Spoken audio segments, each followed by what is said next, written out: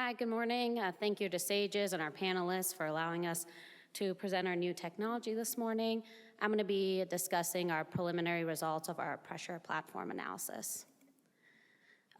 We purchased the parts for the pressure platform from our research funds at Indiana, and we created the platform in conjunction with Purdue University engineers. So, as many of you may know, laparoscopic surgery has become the standard of care for most surgery procedures, but it has also shown to cause ergonomic harm to our surgeons. And there are certainly concerns that occupational health consequences of prolonged standing during surgery, as well as specifically in surgery, there's a lack of dynamic movement, and we have found that just 30 minutes can lead to some lower extremity discomforts. However, we don't have many ways to evaluate the fatigue in the OR or to evaluate the prolonged standing. So the purpose of our pressure mat was to assess whether we can use the pressure measurement system to accurately detect intraoperative surgeon fatigue. So this is a prospective intraoperative data gathering from laparoscopic cases. Our pressure mat is 25 by 51 inches, and it assisted us to measure body shifts of the surgeons. And then for body weight shifts, we're defined as shifting over 30% of the body weight. And we use the discomfort fatigue surveys that were self-reported preoperatively and postoperatively.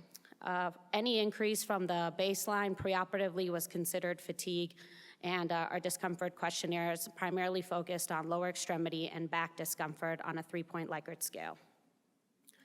So looking at our technology, as you can see, the surgeon and the assistant, who was either the resident or the fellow, will stand on the mat together.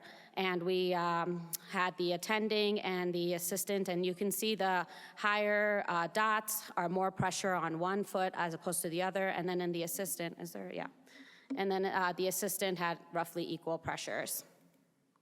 This is kind of a live performance of it. So here, if you look at the attending, there's a higher pressure on one foot and it shifts to the other side, as opposed to the assistant is pretty consistent pressure. And then on the graph, the peaks and troughs correlate to shifts in pressure. And again, we calculate that as 30% change in body weight.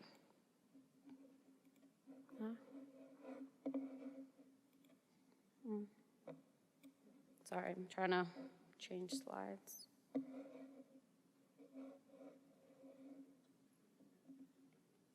Is this it? The green one? Oh. Okay, perfect, thank you. So for our results, we collected 9 procedures with a total of 18 exposures, and this was from 3 different attendings and 2 resident fellows. The average operative time was roughly over 2 hours, and the difference between our attendings and trainees, as you may expect, was age. Otherwise, we didn't have any differences. And from total of all the 18 exposures, 50% reported lower extremity fatigue after the procedure.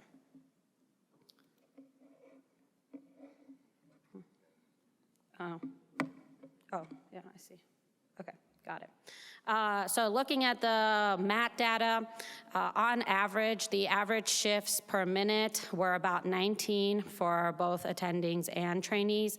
And then we then did a scatter plot for those who did report fatigue, any fatigue from baseline, as opposed to those who didn't report any fatigue from baseline.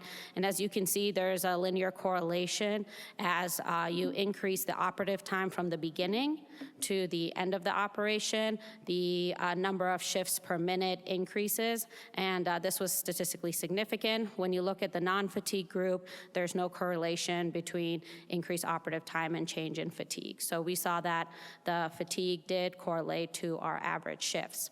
And then when we found the slope of the curve, we were able to find that there was 21% more body shifts in the fatigue participants. We then did a power analysis to look at about what time the fatigue had on average more shifts, and this was at 52 minutes. So the fatigue group, roughly at 52 minutes, began to experience more average shifts. Then when we looked at the attendings and trainees, the attendees reported higher lower extremity fatigue postoperatively compared to the trainees, and that was significant. They also had more body shifts that increased as the case progressed, while the trainees, who were mainly assisting in the cases, had fewer shifts and reportedly less fatigue. And as you can see on the graphs, the attendings correlated.